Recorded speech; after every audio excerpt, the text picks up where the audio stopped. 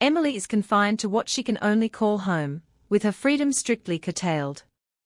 But when the figure known as 4 suddenly allows her to explore new spaces, what secrets lie behind this sudden change? Can Emily uncover the true intentions of 4, or will she become yet another pawn in his plans? Are you ready to dive into a world of mystery and romance?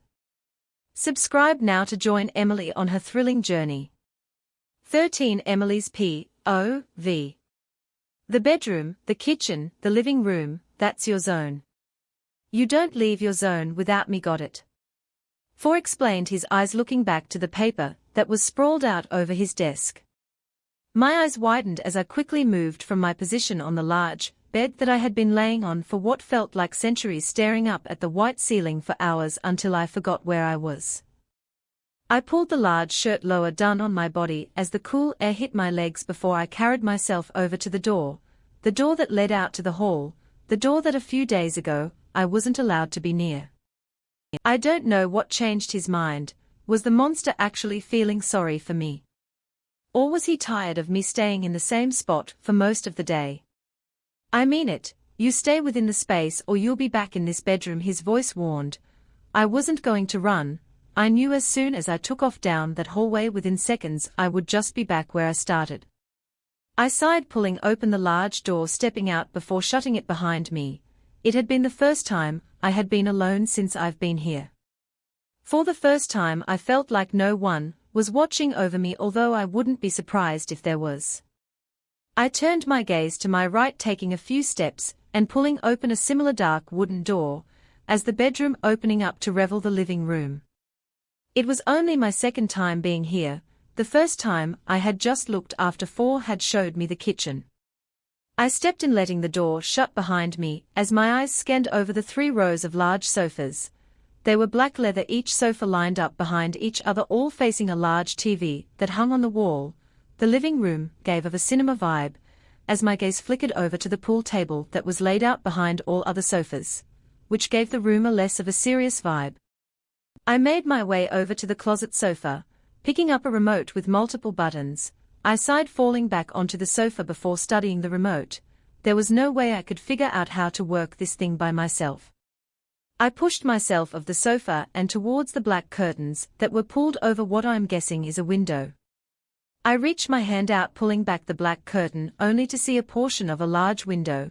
The shutters were pulled shut with a small lock in the middle. It's like he knew every move I was going to take. I took a deep breath, pulling open the bedroom door. It had only been a half an hour, but without the TV I was even more bored out of my mind. I thought I would love the alone time, but I didn't know what to do. Miss me already? 4's voice sounded as my eyes gazed around the room to find him leaning against his wardrobe door, a black shirt in his hand and a small smirk placed on his face. I let my eyes trail down from his face to see that his body had droplets of water. He must have only been out of the shower. Water droplets dripped from his abs that covered his stomach, that were almost perfectly as chiseled as his jawline. I thought you would be jumping at any chance to get away from me, 4 stated, causing my head to snap up to see his. The remote's hard to figure out, I mumbled, turning around and falling onto the bed. If it was up to me I would be out of this house and back to the airport. Come on, he sighed. I quickly sat up, pushing myself off the bed once more to find him standing at the bedroom door with raised eyebrows. You could have called me sooner, he stated, his arms folded over one another, as he leaned against the door frame, before pulling the handle and pushing the door open. I slowly slid off the bed, making my way towards his large frame. Why was he actually talking to me instead of telling me what to do? Was he feeling sorry for me or something? He then moved to walk in front of me, taking a few steps and pulling open the living room door. He made his way into the room, striding over to the remote, which lay on the side of the sofa, and collapsing lazily down, taking the remote in his large hands. You can come closer, I don't bite. Well, not that hard, 4 mumbled. I'm all right here, I replied, leaning my back against the hard wall, folding my hands over my chest. If you want to know how to work the remote, I suggest you get closer, he sighed, rolling his eyes at me before setting his gaze on the large flat screen in front of him. I'm not going to repeat myself, he added after a few seconds of silence, his eyes not leaving the TV to meet mine. If I did find out how to work the TV, it would give me something to do during my day, instead of being cooped up in the bedroom, which seemed as if it was getting smaller and smaller every day I was in it. I slowly reached my hands down to push the shirt that covered my body, which had risen up slightly down, before making my way over to the sofa, sitting down, leaving a large gap in between us. I heard him let out a heavy sigh as he leaned into the gap, making the distance between us smaller, as he placed the remote in front of him. I looked up from the remote to his face. Looking at him, you would think he was a normal young guy, maybe attending college. He didn't look evil. He looked like the typical bad boy in a movie. A perfectly toned body, as long with a sculpted face. Not a guy who kidnapped a girl. Okay to turn it on, press the red button, he informed me, his eyes trailing up to find that I wasn't looking at the remote. My gaze quickly snapped to the black remote sitting on the sofa in front of me. Once you turn the remote on, these two buttons change the channel, he continued. I could tell he was still looking at me, but I continued to keep my gaze fixed on the remote. Press the arrow buttons to adjust the volume, and you said, he finished, his hand reaching out and once again grabbing the remote and holding it out to me. Now repeat those steps, he ordered. I raised my hand, taking the remote out of his tan ones, careful not to touch his skin. I hated the feeling of the sparks.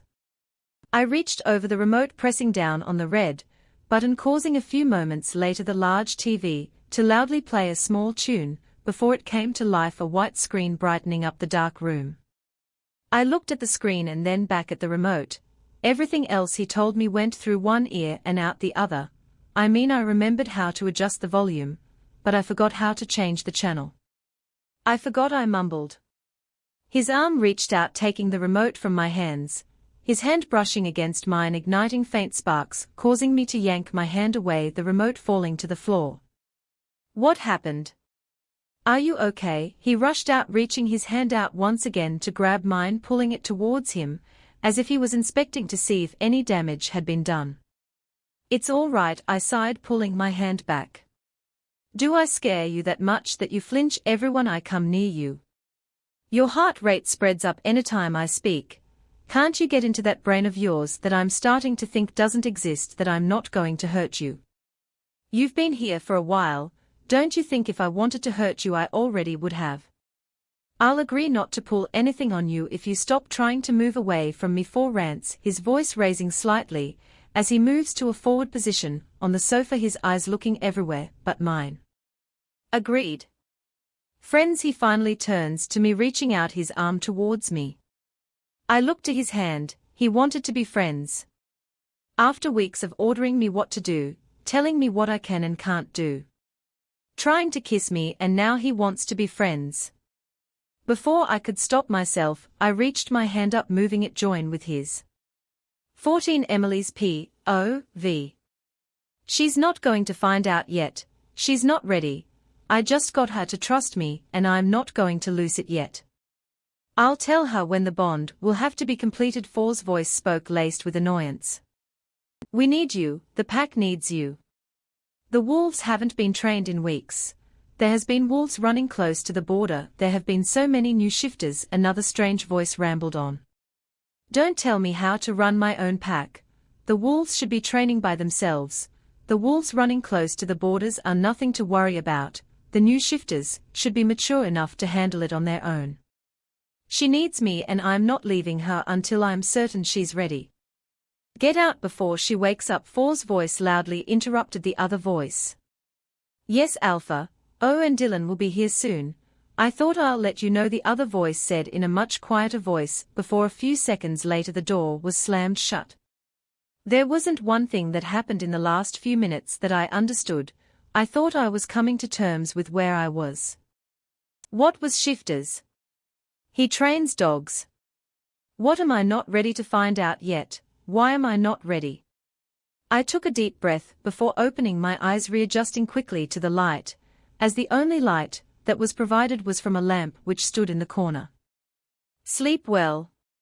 Four's voice interrupted the silence as I sat up in the bed.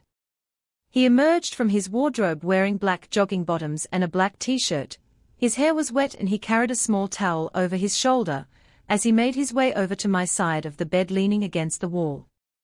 I nodded. For the first time since I've been here I felt like I could actually fall asleep. I didn't have to wait until I heard his soft snores until I could fall asleep, which sometimes I felt like I wouldn't hear for hours. "How much did you hear of all that?" he questioned, folding his arms over one another. "Of what?" I lied, diverting my eyes from him to the silky black duvet that covered half of my body. How did he know that I was awake? "Don't play stupid with me. I know when you're lying," he sighed before unfolding his arms and picking up his lazily spread body and standing up to his large full height. "Breakfast, now," he continued. I sighed in relief. I was glad he let it go, but I knew that it wouldn't be that easy. He was going to bring it up again. "You need to eat more than that, Emily. You have practically eaten nothing since you've been here." "I can't have you bloody weak now, can I?" For argued, as he took one look at my plate. I followed his eyes down at my plate, which continued an apple. I wasn't really a breakfast person. I can't really eat as soon as I get up. "I don't like breakfast," I mumbled, picking up the knife that lay on the counter beside me. He didn't reply, but I felt his gaze on me as I attempted to cut open the apple.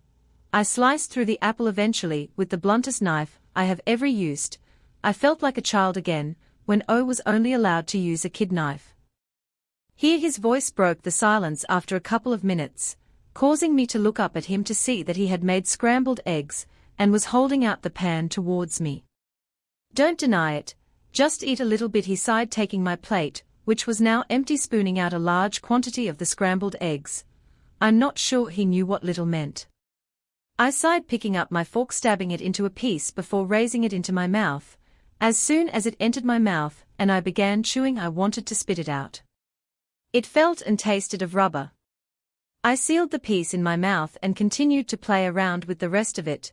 I'm pretty sure if I ate any more I would get food poisonous. "Stop playing with your food," he ordered, looking over at my plate to see that in 5 minutes nothing had changed.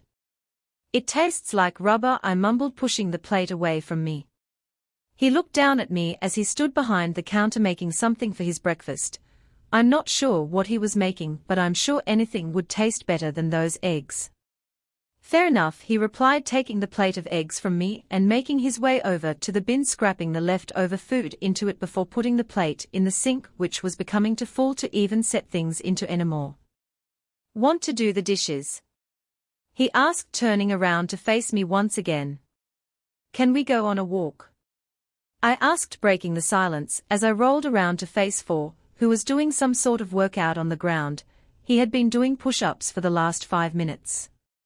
"I can't even do one." "No," he breathed out, continuing to look down while doing his push-ups. "Can I go on a walk?" "Up and down the hall?" I questioned, sitting up in the bed. I had been through all the channels twice on the TV. There was a movie I did want to watch, but I decided to leave it to later on so that I could watch it before I went to bed.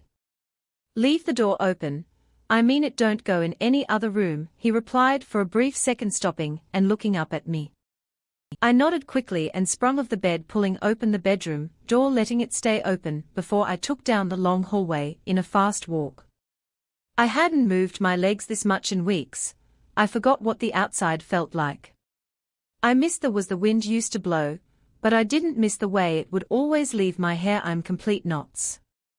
I turned to walk back in the direction of the bedroom, when I heard a soft ding and the sound of the steel elevator doors pushing themselves open. "Brother, I'm here," a low-pitched man yelled as he strode out of the elevator, tall, dark hair, had muscle and looked similar to Four. His eyes instantly met with mine, lighting up slightly as he took a few steps towards me. "You must be Emily. It's great to finally know my brother has found his," the man began speaking. Dylan, Four's voice interrupted as I heard his heavy footsteps, as he came striding down the hall to stand a few steps away from the other man, his shoulder blocking my view slightly. "I've missed you, brother," the other man grinned, reaching out a fist and slightly pushing Four's bare bicep. "Brother. 15 Emily's POV. Go in the living room for a couple minutes. me and Dylan need to talk, 4 ordered, as he opened up the living room door wide enough for me to walk through. I sighed, making my way in, as he quickly shut the door a few seconds later. I wanted to know more about what they were talking about. Maybe it would help me understand what he was talking about this morning. I collapsed onto one of the sofas. So much for going on a walk up and down the hall. It lasted like a whole couple of seconds. I slowly reached for the remote, switching on the large TV, pressing through the different channels for around 5 minutes before settling on a cooking show. Some channels were blocked, like the news, which didn't surprise me. I hated cooking, always have and always will. The only thing I could make by myself is a pot and noodle, and even then I would always manage to burn myself with hot water. I stood up from the sofa, making my way towards the door, quietly pulling it open and creeping my way into the hall. Maybe I could press my ear against the door and hear what they were saying. It's better than watching Gordon Ramsay shout at the top of his lungs. I let out a shaky breath, placing both my hands on the bedroom door, carefully pressing my ear against it. The voices were low and almost not audible, but I could make out a few words. She doesn't know yet. Keep it that way. I recognized For's faint voice.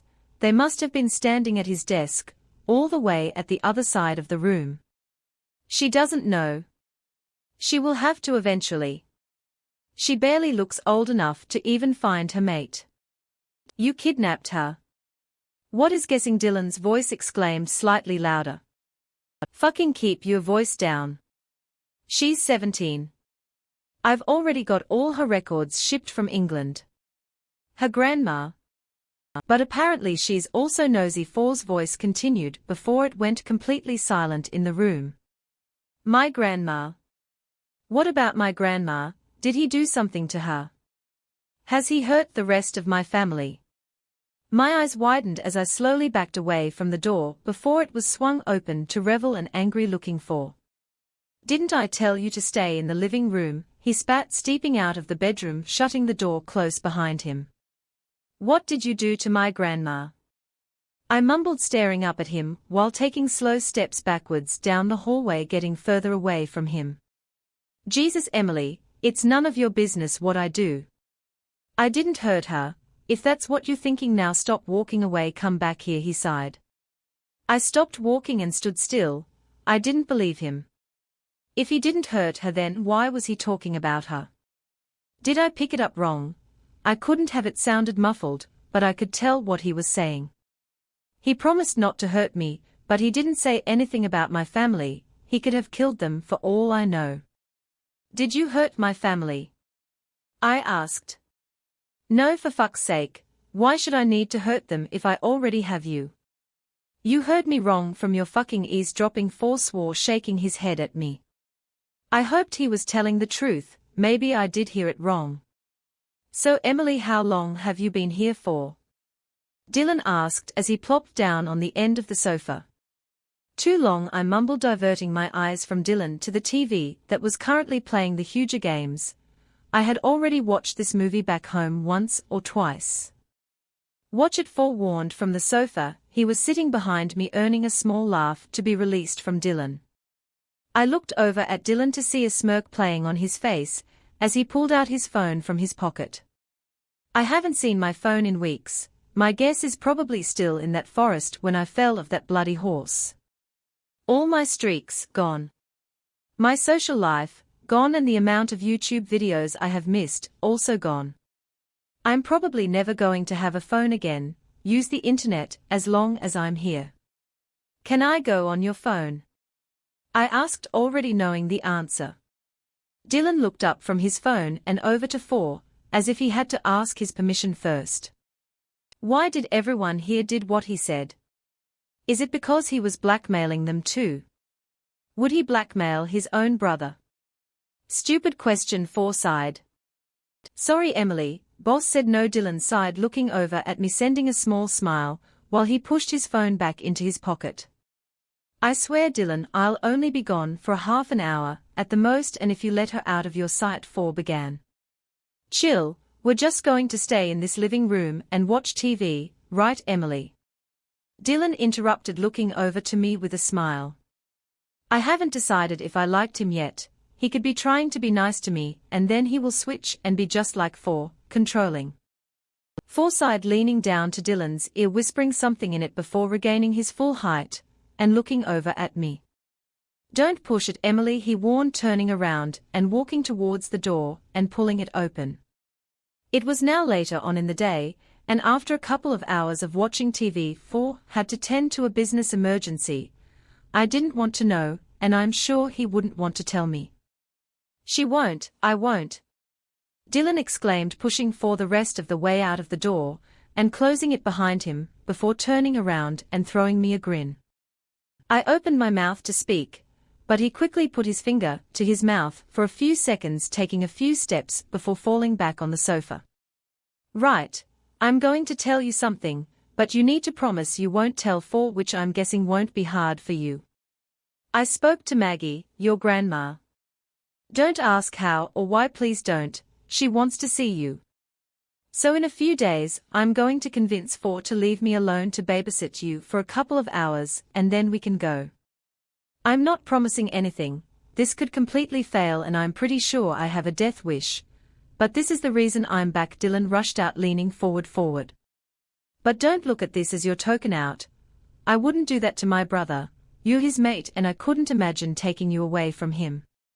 But I owe your grandma, Dylan added. My eyes widened. I was going to see her. I could be getting out, maybe she will help me out. But how does she know where I am? Why hasn't she called the police? Maybe she will be waiting with some. I looked at Dylan before springing forward and wrapping my arms around him. I was finally going to get out. 16 Emily's P.O.V. It's only for a few hours. I have business to attend to. You're going to stay here with Dylan, all right? He will feed you and whatever. For paused before leaning down towards my face, his voice dropping down a note. Don't try anything. I mean it, Emily. You get one chance and then maybe I will consider brining you outside. Don't worry, For, I can handle a girl. I'll feed her, maybe, Dylan joked before For sent him a death glare. Kidding, I will.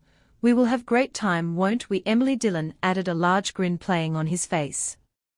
I can stay, For began, crossing his arms over one another before he was interrupted. No. No, I mean go. I've been seeing you for the past couple of weeks. Your face is beginning to annoy me, I exclaimed, my eyes widening. He had to go if he didn't. Dylan's plan wouldn't work. Her British accent is adorable, Dylan interrupted, and have totally convinced me, he added. He wasn't helping any of this. If anything, he was just placing doubts in For's mind by how childish he was acting. If anything, I would be the one babysitting him. Shut it. Fine, I'll go, but I swear, For began, but once again was cut off. Yeah, we get it. If you try anything, I'll go all alpha on you and hurt you. You will be punished. We get it, now go before you make me want to jump out the window, Dylan sighed, holding open the living room door. For looked at me before reaching out and pulling me into his large chests that was covered with a grey hoodie. I hated the sparks that resulted in us touching, but for a minute I just wanted to welcome the warmth his body provided. I sighed deeply, taking in his masculine wooden scent for what might be the last time. If I got my own way when I see my grandma, Dylan won't make me come back here. My grandma will be prepared with police ready to get me back home and arrest him if he tried to stop it. I quickly pulled out of his grasp, stepping back slightly. Dylan outside. For mumbled, his gaze landing on his brother before he turned around and walked out of the room, followed shortly by Dylan, who sent a small wink in my direction before shutting the living room door, leaving me alone.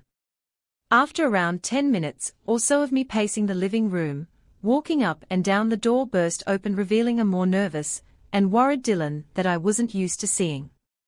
It's go time, we leave in 10 minutes. I just endured a 10-minute it's grilling about how I'm not meant to let you out of this house and out of my sight. At least I'll be following one of his rules. Emily, you have to know, you're only going to be with your grandma for at the most a half an hour. I want to go in and out, I can't risk any longer. I may seem like a complete dick for doing this to my brother, but trust me, I owe your grandma. Dylan rushed out, placing his hand on his head, as if he was regretting every agreeing to this. I won't tell him, if that's what you're scared of, I mumbled, pulling down the large hoodie that covered my body down lower. Scared of? If he finds out I brought you out, he will lose his shit. It doesn't matter if I'm his brother or not, I will be dead, Dylan muttered. He won't find out, I rushed out. I didn't want him to change his mind. You better hope not. Now hurry, get your shoes on before I change my mind. We need to leave, Dylan sighed before tuning around and pacing down the long hallway. I quickly made my way towards my shoes. They were my Converse that I wore since I was first brought here. I pulled them on, adjusting the black legging that covered my legs that were a little big on me. I stood up, making my way towards a large mirror that hung on the wall, taking in my appearance. Not wearing makeup for this long had taken a good toll on my skin. I stared at my slightly reddened cheeks from the warm air and freckles that only disappeared with the power of makeup. I sighed before tucking my hair behind my ears. Emily, come on, Dylan's voice called from the hallway. I quickly made my way out of the living room, following his voice until I reached him at the end of the hallway, standing beside the elevator that I wouldn't usually be allowed near. I looked at his hand, which he was holding out to me, which was holding a grey piece of fabric. Put this on, he mumbled, handing it over to me, only for Nay to see that it was a blindfold. Don't ask questions. I'll just put it on you until we get into the car. Don't want you to see anything you shouldn't, he sighed, taking it from my hands and placing it over my eyes, quickly tying a knot at the back before I could really object. Okay, we're 5 minutes away, we're meeting in a mall. Your grandma knows not to try anything, so you don't either. You do realize how much I'm risking to bring you here, so please don't blow this for both of us. Forward, well, I don't want to know what he would do if he found out, Dylan ranted on, his eyes fixed on the road ahead of him. Calm down, Ford would be the last person I would tell, I mumbled, interrupting him. He's not a monster, you know, well, not all the time at least. If you think he's scary towards you, you wouldn't want to see him towards anyone else. He just doesn't want anything to happen to you, which is why, Dylan sighed. Which is why I can't be out of his sight for more than 10 minutes, I sighed, continuing his sentence. I turned my gaze from him before roaming my eyes around the scenery. Around 5 minutes ago, we were surrounded with trees, and now we had entered a town-like area, a few shops littered, and I'm pretty sure I only seen one person. I understand that he can be a prick, but I'm sure it's all for good reason. I mean, I wouldn't know what he feels. I haven't found my... He stopped, trailing off slightly, as he realized he messed up. Found your what? I asked, furrowing my eyebrows. His eyes left the ride for the first time in this 20-minute drive, glancing over at me, letting out a puff of air. Nothing, forget it. We are here, he sighed as the car came to a quick stop, causing me to jerk forward slightly. Do you have a license? I asked, unbuckling my belt. Throughout the journey he had took many sharp turns, quick stops, and has sworn more times than I can remember, which leads me to think, who would ever give this guy a license?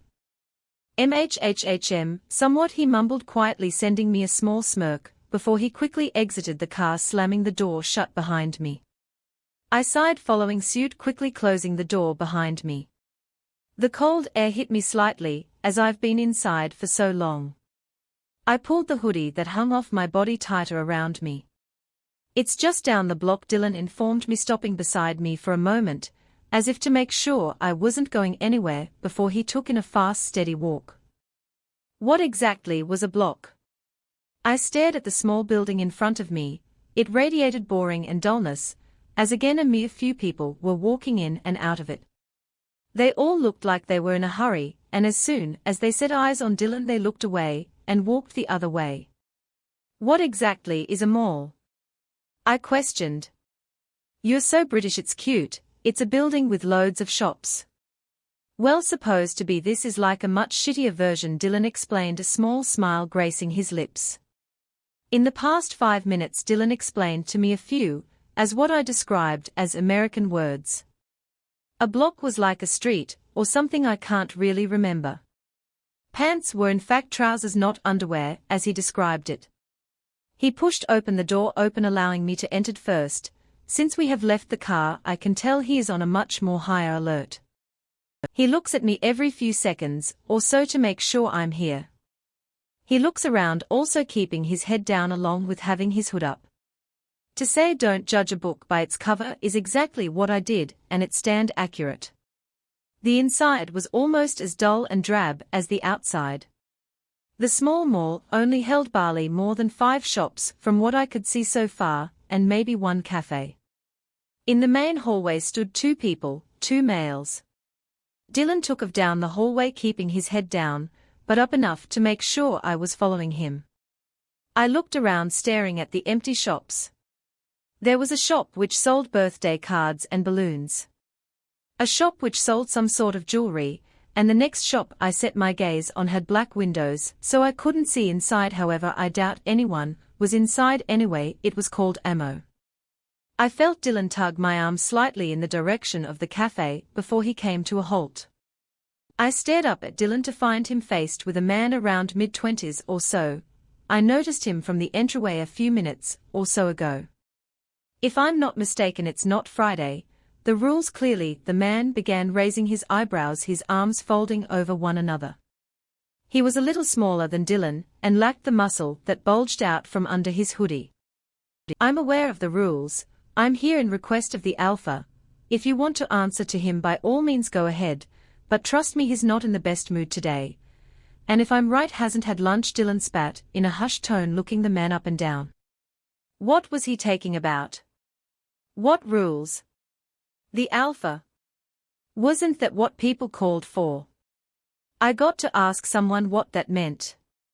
The man stood back a few steps before turning around and stalking down from where he originally stood. The locals are pricks. Dylan sighed, realizing a grip he had now held on my arm for the past few moments, shaking his head slightly as he began walking again, only to stop outside the cafe. I caught up to him quickly, my eyes scanning the windows, only to see a woman, in her late 60s, gathered on a bench with papers sprawled out on the table in front of her. She looked nervous, biting her nails as her eyes widely gazed around her. It was my grandma. 17. Emily's POV. I immediately left Dylan's side, pushing past him, and quickly pushing open the cafe door, resulting in it slamming on the wall with a little too much force. I winced slightly at the loud noise that filled the quiet and almost empty cafe, apart from the lady behind the till, a woman sitting in the corner of the room, and my grandma. My eyes focused on her as her eyes snapped up at the loud noise before they met mine, widening slightly as she sprung up from her chair. She may be in her 60s, but that woman does more exercise than most people I know. Emily! She exclaimed as I rushed forward, meeting her before I felt her long arms wrap around my waist, squeezing, as if I was a lemon that she was attempting to make lemon juice. Grandma, thank God you're here, I mumbled into her chest. Oh Emily, look at you, it's only been a few weeks and you've changed. She sighed as I felt her brush away my long brown hair from my face, pulling back slightly, her eyes barking into mine. I want to come home. Where's Mum and Dad? Have you phoned the police yet? When can I get out of here? I don't want to go back, I rushed out, rambling, before I felt her hand cover my mouth, cutting me off. Slow down Emily, take a deep breath. I'll explain in a minute, I'll go get you a drink now, sit down, she replied, taking her hand away from my mouth, smiling at me reassuringly before making her way up to the non-existent line at the till. My heart was racing in my chest as I collapsed onto the sofa, tucking my hair that had fallen from my braid behind my ear. I looked outside to see Dylan was standing there, his eyes trained on me. I was snapped out of my daze when a cup of tea was set down in front of me, and I felt the sofa dip slightly from where my grandma sat down. I stared at the cup that had steam leaving it. I hated tea. It had no real taste. Emily, how are you? Her high-pitched voice interrupted me as I felt a warm hand being placed on my leg. How am I? I've been kidnapped by bloody strangers and you're asking how I am. We need to get out of here, I want to go back to England, I explained. Please don't make this harder, please just listen to me. I can't take you back with me as much as I want you. Thor will look after you, he won't hurt you. We only have a couple of minutes, so please don't spend it arguing with me, she sighed. You know, for. Why haven't you come get me? Do Mum and Dad know? Where are they now? I questioned. Dear, your Mum and Dad are home, they left. You need to be with For, he's the only one that can keep you safe, she rushed out. Keep me safe from what? I raised my voice slightly, earning Grandma to quickly shush me and glance at Dylan, signaling him to come into the cafe. He walked over, his eyes not meeting mine, as he glanced at my grandma, then at the sheets sprawled out on the table in front of me filled with writing. Here, take these. These are some of the documents For doesn't have, it's just some medical ones. Her passport, and things like that. Grandma rushed out, gathering all the pages together, reaching over and handing them to Dylan. What type of monster are you? Giving her own granddaughter's things to some strange kidnappers. Letting her walk off with a complete stranger, who by the way doesn't even have a driving license, I began, my voice raising with every word. Your accent is too cute to take you seriously, Dylan interrupted, a smile forming on his face slightly, as he looked at me, eyebrows raised with an amused look on his face. I stood up from the sofa, my vision was becoming cloudy as I felt tears form in my eyes. Never did I expect for my own grandma to be allowing me to live with a kidnapper, encouraging it even. I pushed past Dylan, rushing my way up to the till, quickly wiping away the tears that had now fallen down my face. Is everything okay?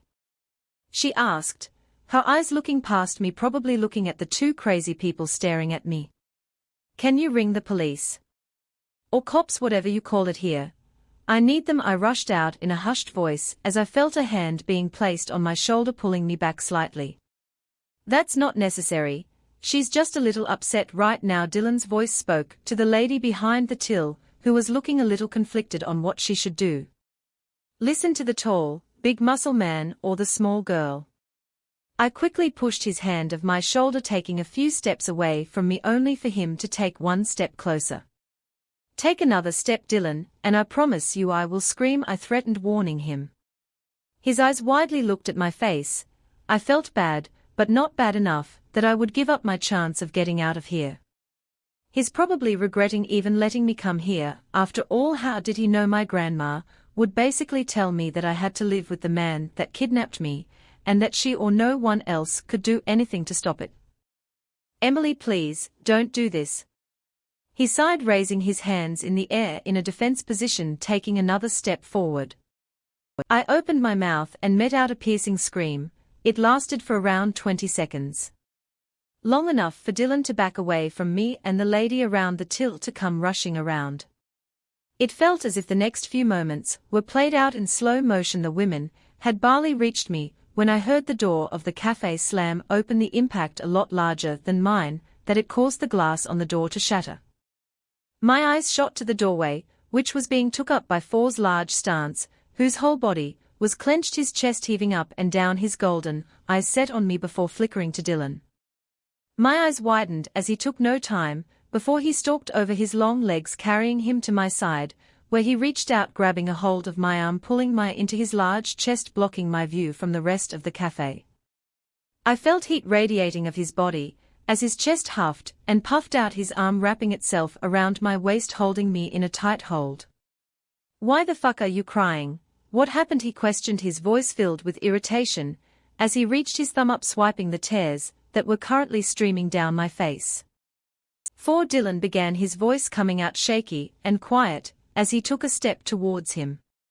Don't fucking say a word, I'll deal with you later, he growled back, his eyes roaming the cafe before stopping when he seen my grandma. His body freezes for a moment before he returned to his rigid posture. He was mad. His head then snapped towards the entrance of the cafe where two other men were standing. I didn't recognize them. One of his hands left my waist, wrapping around my wrist before he began taking large strides, pushing me in front of him, carefully avoiding me hitting the shards of glass that remained on the floor, and pushing open what was left of the cafe door. Take her to the car, I've got some work to do, For barks at the two men, who instantly nod their head towards him. My eyes widened as I finally register what is happening when Four hands me over to one of them, his hand gripping onto my waist loosely, but tightly so that I couldn't get out. The men looked almost as strong as Four. Authority leaked of them, there was no way I could fight of them.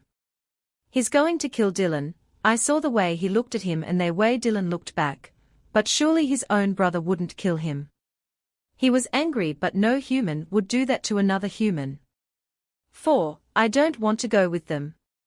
I want to stay here. I argued, attempting to pull my wrist out of the man's grip. I could tell he looked conflicted whether to hold tighter and risk leaving a bruise on my skin, or leave me pulling at his arm attempting to get out. 4 glanced at me before looking at the man that was holding me and nodding his head in return for the man to pick me up carefully by my waist and began carrying me away from the cafe. 4's POV. I bit my lip, ignoring her shouts, turning my back from watching her being carried off by my beater. It's the only time she had ever wanted me, screamed my name, and I had to ignore her. I'll be 15 minutes at the most. Take Dylan and bring him back to the pack house. Lock him in a cell and I'll deal with his ass later, I ordered to my gamma, who without question made his way into the cafe, taking a hold of Dylan, who was still standing in the position I found him in, his head stuck to the ground. I waited until my gamma had dragged him out the doors, when I wrapped my hands around his neck, squeezing tightly for a few seconds before letting go. He brought her here behind my back, brother or not, he could have hurt my mate, and he was going to pay. My feet crunched the broken glass as I made my way into the shop once again. This time it was completely empty apart from the lady sat in the corner. Maggie. Fucking Maggie. Oh, I didn't know she would. She began rising up from her position on the couch, her hands clutching pieces of paper. You knew I didn't want you to see her.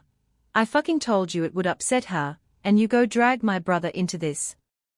Fucking worse enough, I have to go back, and for her to hate me even more, I snapped. It had felt like finally she was getting used to being at the pack house, and then there she goes taking 10 steps backwards, and she's probably going to be like the same person as when she first got here. I just wanted to see her one last time. If anyone, she hates me. She explained, her shaky hands holding out the pieces of paper towards me. I reached out, my clenched fist snapping it of her. When one of the locals first called me complaining that Dylan had trespassed onto this land when it's not the pack day to go out, he also told me he had a human with him, then I knew what he had been doing. Maggie had been begging me for weeks to see her, but I knew it would end up bad. I snatched the papers out of her hand. At this minute I didn't care what they were. You come near here without my permission again, and I'll finish what I left of last time. I growled lowly before turning my back to her and storming out of the cafe. Time to go see my mate. 18 Emily's POV.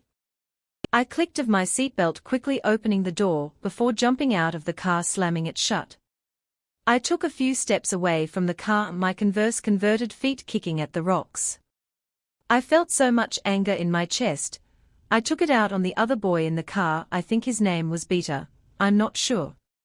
I got a few punches on him, which I felt bad for. He didn't do anything. Emily 4 called from around the other side of the cafe. I whipped my body around to see him leaning over the car, his height towering over it. Come on, I don't want you getting cold, he finished. I wasn't cold. If it wasn't for the wind blowing my hair into my face, I wouldn't even know that I was outside. My whole body felt numb. I'm not cold, I replied. After what you and Dylan did today, I don't care. I don't give a fuck what you want at this point. If you ever fucking leave like that again, you do understand I thought you had escaped again. Here's a warning, do it again. He said, his voice raising as he slammed shut the car door, the noise making me jump. I'm pretty sure there was a ring now in the side. Do it again and what? You'll kill me. Honestly, seems like the better option rather than staying here with you.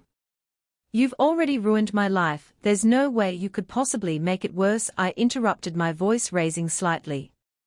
Trust me, baby, you haven't even seen me at my worst, not in the fucking slightest. Kill you? Where's the fun in that? Might as well play with you first.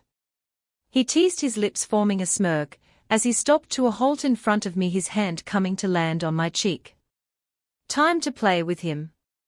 I pushed forward, my hands grabbing onto his jacket, pushing myself onto my tippy toes. Before I thought about it, I crashed my lips into his soft, plump ones. I felt his hand grab onto my waist, quickly adjusting, pulling me closer to his body, which was radiating heat, while one hand grabbed onto my cheek. I felt sparks erupt from my lips. I will defiantly need soap to wash it out later. I felt his grip on my waist tighten, as I felt myself being lifted up slightly before my back was pressed against the car. Only for a few more seconds. I pulled away, taking a deep breath. I felt my heart racing my chest. I didn't think I would actually do it. I'm cold now, let's go inside, I mumbled. Let the games begin. I'm leaving for 30 minutes at the most. You don't leave this floor, you hear me? Someone's on their way up to babysit you, for explained, pulling a black hoodie over his head. I'm not a child, I don't need to be babysat, I mumbled.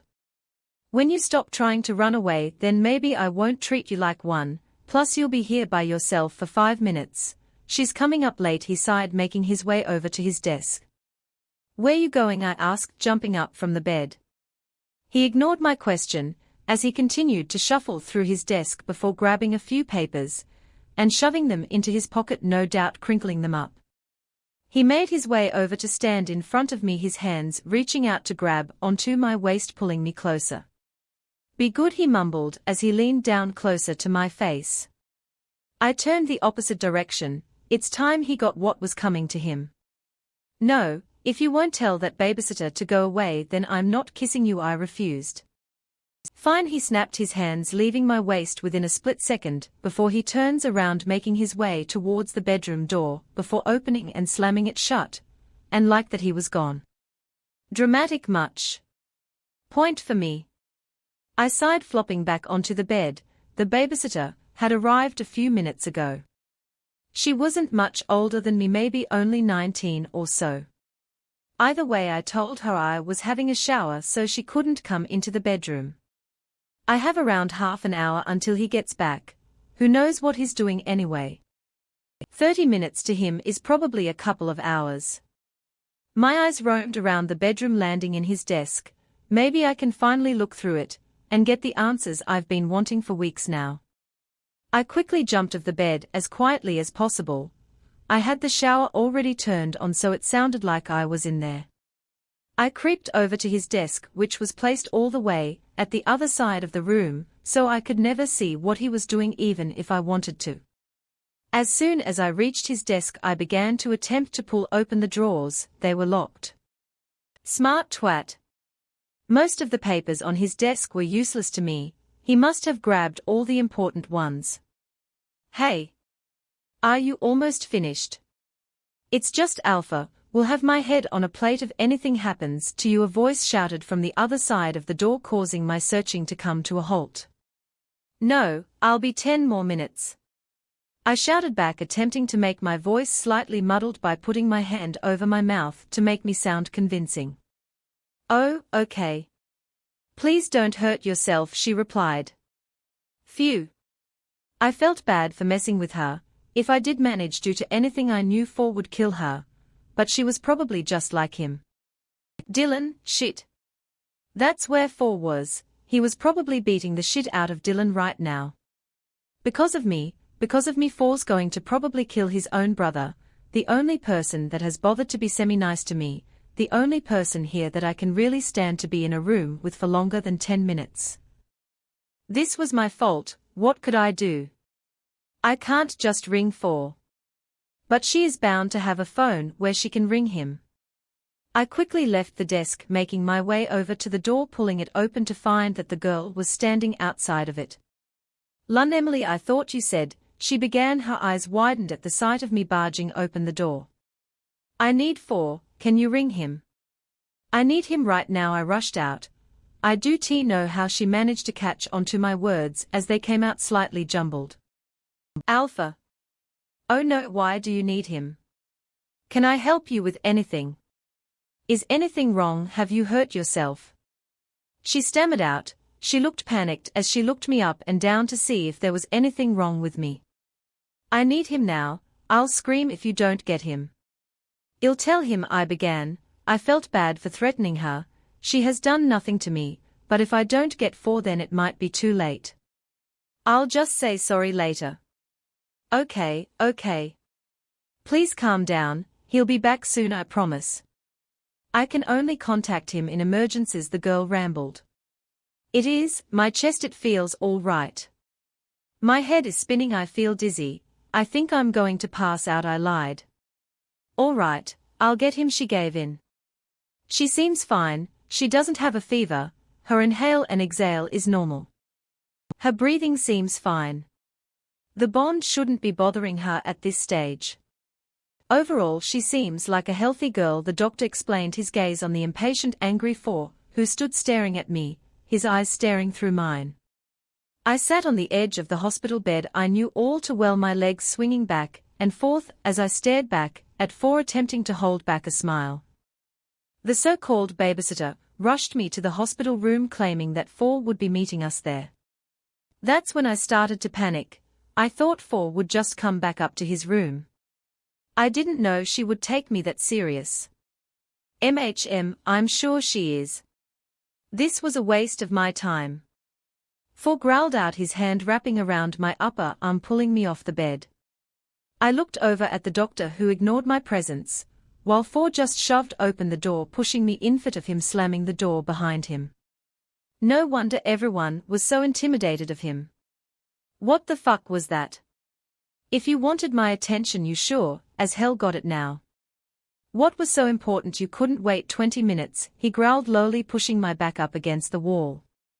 I looked down at his hand that was wrapped around my forearm. I saw small traces of bruises which confirmed my thought. Leave him alone, please, 4. Don't hurt him. I pleaded, prying his hand of my arm, which had a tight hold on. If he didn't let go soon, there would probably be a bruise there in the morning. You pretended to have a fucking attack, so you could speak to me about Dylan. You understand how much you fucking scared me, you little brat. He's my fucking problem, do deal with, and I don't want his name to leave your mouth from this minute on. He seethed, his hot breath fanning my face.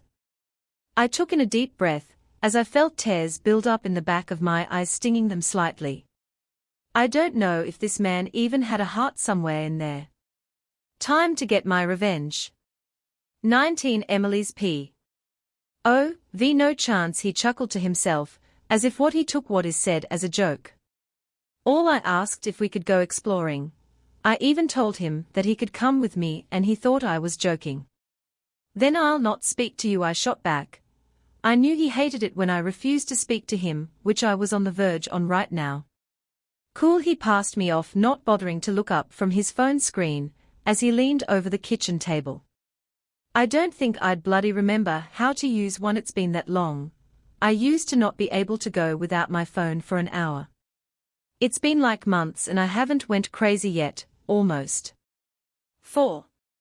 Listen to me, I exclaimed, slamming down the glass of water onto the surface, causing some of the water to go flying out and land in puddles around the table.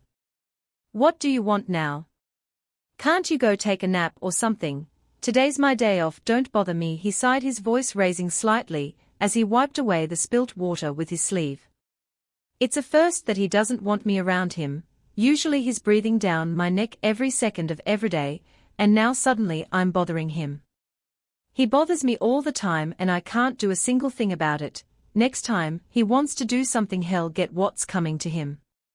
Oh bloody hell, sorry for bothering you. Maybe I would be less annoying if I could go home, I exclaimed, pulling myself off the bar stool and making my way over to the door. Apology accepted, he replied. What a inconsiderate twat. First when I suggest going outside for a walk he completely laughs it off like it's a joke. Now he's telling me I'm annoying. For 1, he kidnapped me. 2, he's probably killed his brother. 3, he's probably preparing to sell me on the black web.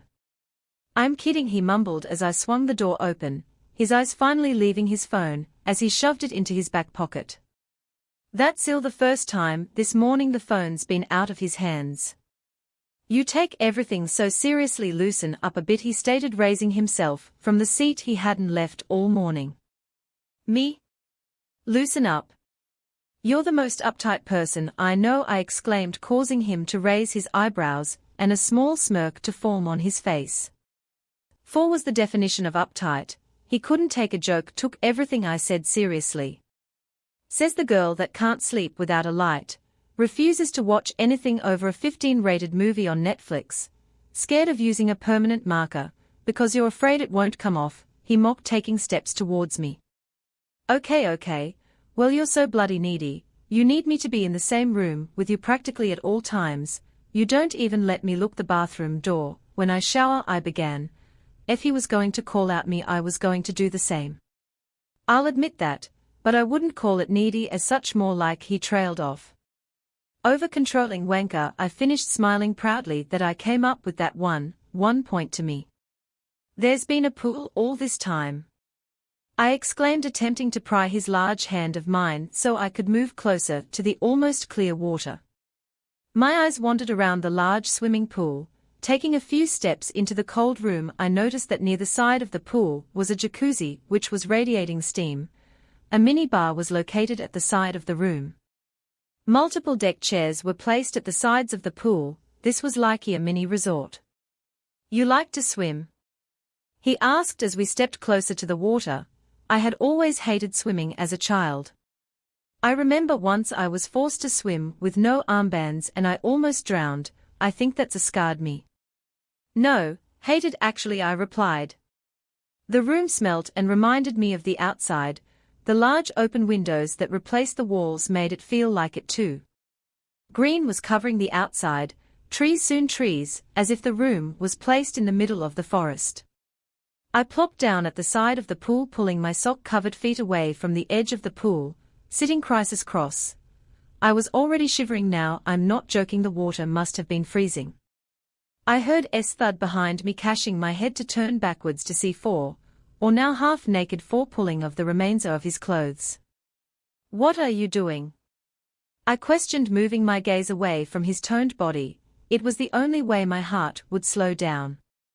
What's it look like? I'm having a swim, he retorted, causing me to roll my eyes, his personal toy making his attractiveness fade away by the second. His shorts hung loosely on his hips as he threw his clothes over on a deck chair that lay beside him. I, however, was decked out in joggers, fluffy socks, a hoodie, whereas all he did was walk about half naked and still manage not to have any goosebumps. I tore my eyes away from his bloody six-pack. If he wasn't as good looking, I could hate him even more, and if my heart didn't race every time I looked at him or touched him, it would be even more easier. Next minute, he was jumping into the pool, causing a large splash, earning water to be spilled over the sides and straight onto me. 4. I exclaimed, backing away from the side of the pool. He didn't seem to hear me as he came up from underneath the water, pushing his hair back away from his face. I felt my heart speed up slightly. I hated when that happened. Every time he came out of the shower with water droplets on him, he became like 10 times more attractive, which seemed already impossible. Sorry baby, didn't mean it, he grinned. There he goes, losing his attractiveness. His ugly personality made up for it. Sure you didn't, I rolled my eyes, pushing my hair behind my ears. You sure you don't want to join me? The water isn't that cold, he tried to persuade me. There was no way I would get into a pool with him. I made my way back over to the edge of the pool, avoiding the wet puddles he had managed to create, laying down flat on my stomach, pulling my hands in the water. That's like bloody -10, I exclaimed, pulling my hand back out. I felt like I'd just put my hands in pure ice. It was that cold. How was that not cold? I'm kidding, sometimes I think he isn't human. He rolled his eyes, laying backwards, pulling his body under the water once more. He remained under for a few seconds before he raised his arms, throwing them about in the air as if he couldn't come up. You know I don't care if you drown or not, I shouted out. He was faking it. I mean, how could a 6-foot man drown in like a couple meters deep water? Geez, good to know you're a lot of help, I heard his voice exaggerate after he had came up for air. He made his way over to the edge of the pool, pulling himself out, his body soaking with water, making his way over towards me. I'm not joking. "Come near me," and I began pushing myself up from the edge and moving backwards. "And what? You can barely open a bloody door without struggling," he laughed at himself as he neared me. He was right, I could do nothing. He could do absolutely anything to me, he could bloody put me in freezer, and I could do nothing. "Seriously, quit it," I groaned, pushing his wet arms away, as he neared only for a second later for them to be around my waist, the wetness of his body now covering my hoodie. "Don't you dare," I squealed as my feet left the ground, as I pounded at his chest attempting to loosen his grip. "Oh baby, I dared," he stated, a small smirk playing on his face, before I felt myself being thrown into the air, and what felt like ice water consuming my body. If you're craving more of Emily's adventure, don't forget to hit subscribe and ring that notification bell.